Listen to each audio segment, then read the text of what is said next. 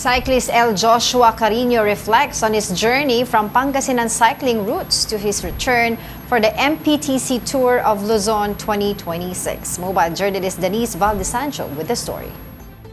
For L. Joshua Carino, cycling was never just a sport. It was a way of life passed down through generations. Growing up in Pangasinan, he and his brother built a name for themselves in the local scene known as the Carino Brothers.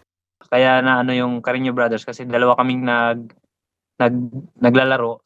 Ilang beses din na nanalo kami na 1 in 2 na magkapatid. So parang in-embrace namin yung as brother. Kaya naging Carino Brother. Side by side, they raced, trained, and dreamed. And cycling was never far from home, with roots embedded in their family and community. Kasi siyempre, sikat ang cycling sa Pangasinan. Mga tsuhin namin is dati ding kampiyon sa pagbabike. Hanggang sa naging siklista ako, nawili na rin yung kapatid ko. So, dalawa na kami naglalaro na nakikipag-race.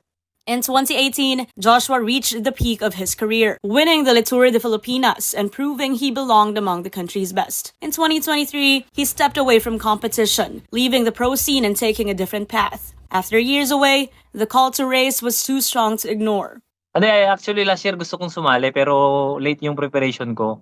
Kasi biglaan na lang din yung Tour of Luzon na pag-uwi ko, gusto kong sumali pero wala nang time para mag-ensayo. So sabi ko next year na lang.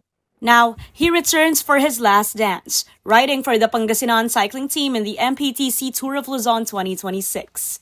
Ito na yung last ko eh. Kumbaga, last dance ko na sa cycling to. So, retiring ko na rin. Ngayon parang hindi ko alam kung special kasi wala siya eh. Kumbaga, mag-isa ko lang na gusto ko sana na dalawa kami ulit na kung sakaling manalo ulit. As the MPTC Tour of Luzon 2026 unfolds, riders will face a longer and more grueling 14-stage course. The race, set from April 29 to May 13, is expected to push every competitor to their limits. Kapatid Denise Valdesancho, we are One News.